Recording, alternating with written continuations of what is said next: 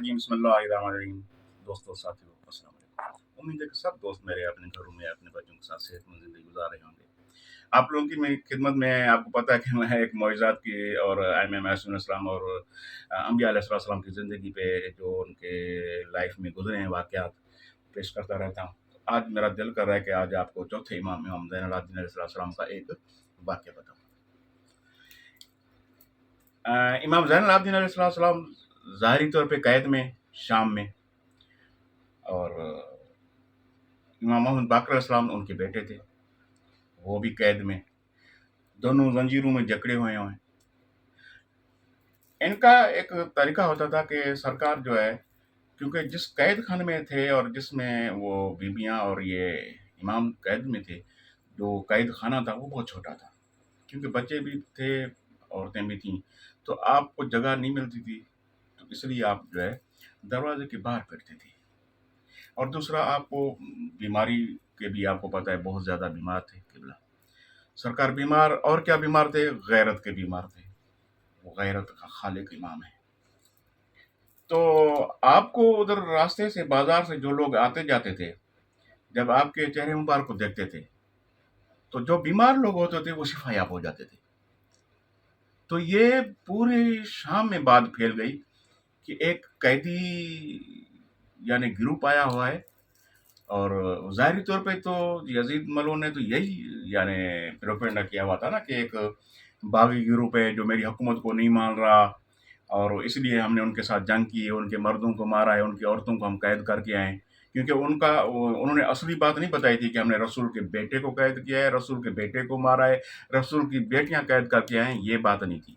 ये किसी को नहीं पता था। ये बाद में आस्ता-आस्ता जब मोइज़ात हुए, तो सबको पता चलता गया कि असल बात क्या थी। ये लोगों तक बात पहुँचती गई कि असल बात ये थी, ये असल में रसूल का घराना है, रसूल के बेटे को कत्ल किया गया है, शहीद किया गया है, और उनके घर को लूटा गया है, और उनकी औरतों को, पाक बीवियों को कैद किया गया है। ये जब बातें ज़ाहिर हुईं शाम में, तो फिर यज़ीद को यानी अपनी हुकूमत का बड़ा उन्होंने समझा, अब हुकूमत तो मेरी जाने वाली है। लोगों को भी पता आस्ता-आस्ता चल रहा था। फिर वो मजबूर होके जब मौइज़ात की भरमार शुरू हुई, फिर उन्होंने छोड़ा। ये दूसरा ये वाक़या जो है मौइज़ात जिस पे ये छोड़ रहे हैं मौला को और उनकी पाक बीवियों को, वो मैं नेक्स्ट वीडियो इंशाल्लाह आपसे प्रॉमिस है, वो भी मैं आपको शेयर करूँगा आप लोगों के साथ। तो अब बात चल रही है कि जी मौला इमाम ज़ैनुल आबिदीन अलैहिस्सलाम की ने जो मौजज़ा दिखाया उसकी। तो आप जो दरवाजे के बाहर बैठते थे, दोनों बाप बेटे मौला इमाम मोहम्मद बाक़र अलैहिस्सलाम, पाँचवें इमाम हैं हमारे, चौथे इमाम इमाम ज़ैनुल आबिदीन अलैहिस्सलाम हैं, और इमाम ज़ैनुल आबिदीन अलैहिस्सलाम इमाम हुसैन अलैहिस्सलाम के बड़े साहबज़ादे थे। तो यही एक हमारे मौला थे जो करबला मोरा में बच गए थे। यानी बाकी तमाम जो मर्दों में जो भी थे सब शहीद हो चुके थे।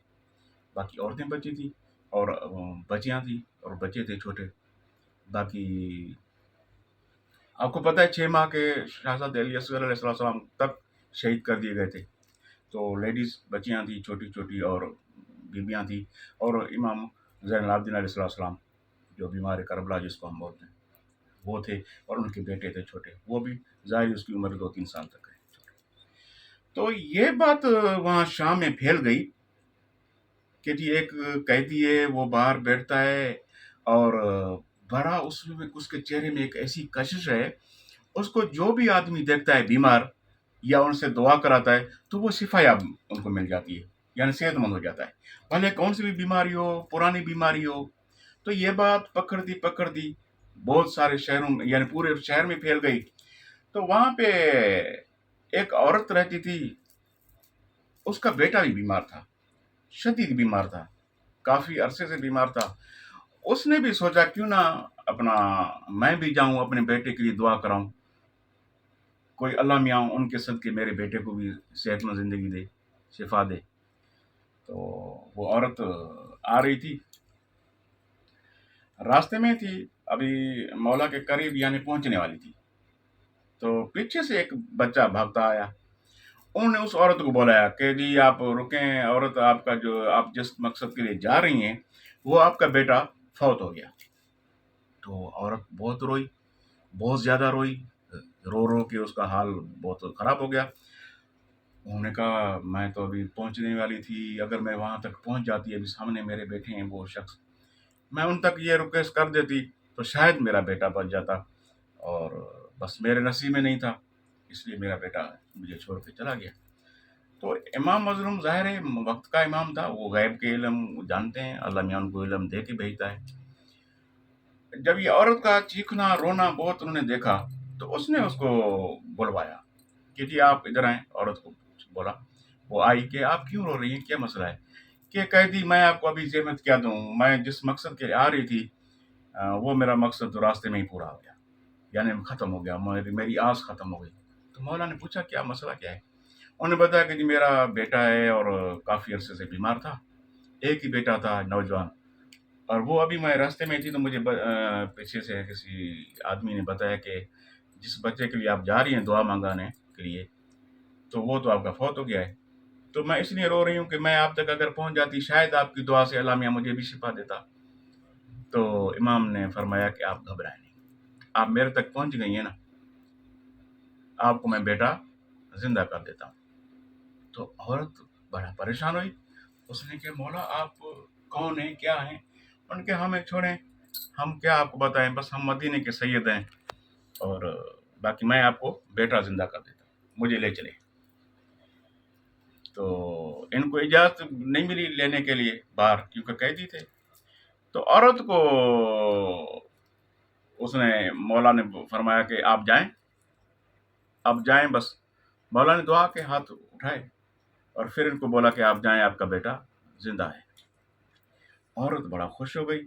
تو ابھی عورت جانے لگی تھی، یہ پاؤں پہ پڑے گری، معافی یعنی ان سے مولا کا شکریہ ادا کیا کہ آپ نے مجھے بیٹا دے دیا، یہ وہ۔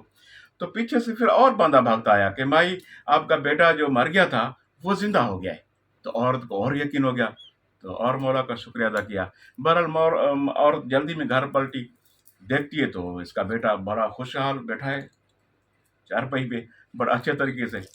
تو عورت نے اس سے پوچھا کہ بیٹا آپ تو مجھے پتا چلا آپ مر گئے تھے، آپ ابھی زندہ بھی ہو گئے؟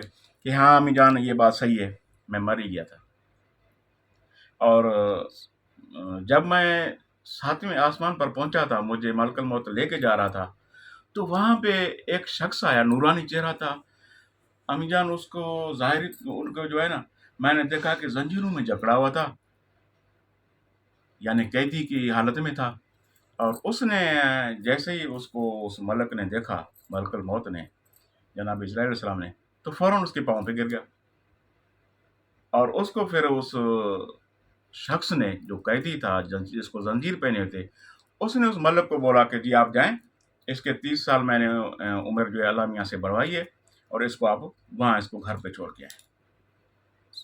تو امی جان ایسے ایسے پھر وہ مجھے ادھر چھوڑ کے گئے۔ تو عورت تو سمجھ گئی، کیونکہ میں قیدی تو ابھی اس کو ہی دیکھ کے آ رہی ہوں۔ تو بیٹے کو بولی کہ بیٹا اگر آپ اس قیدی کو دیکھیں تو کیا آپ پہچان جائیں گے؟ تو اس نے کہا امی جان اس میں کوئی بات ہے، ابھی تو وہ مجھے چھوڑ کے گئے، میرے ساتھ تھا وہ بھی۔ تو انہوں نے کہا ٹھیک ہے آپ میرے ساتھ چلیں۔ تو یہ ان کو اب ملانے کے لیے لے آئی، یہ آپ کو دکھاؤں، وہ آپ چیک کریں دیکھیں کیا یہی تو نہیں تھے وہ۔ جب مولا کے قریب پہنچی عورت اور وہ بچہ، تو بچے نے پیچھے ادھر سے چیخ ماری کہ ہاں امی جان یہی بندہ تھا، یہی آدمی تھا، 7ویں آسمان پہ تھا، اور اس ملک کو ڈانٹ بھی رہا تھا اور ملک کو بول رہا تھا جلدی جاؤ اس کو بچے کو گھر چھوڑ کے آؤ، اس کی عمر میں نے اللہ میاں سے 30 سال بڑھوا دی ہے، اور امی جان یہی تھا وہ۔ تو پھر دونوں آئے مولا کی بارگاہ میں، مولا کا شکریہ ادا کیا۔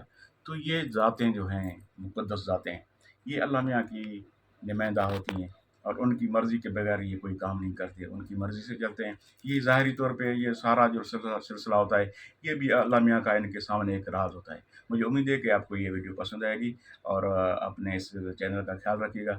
بہت شکریہ، خدا حافظ۔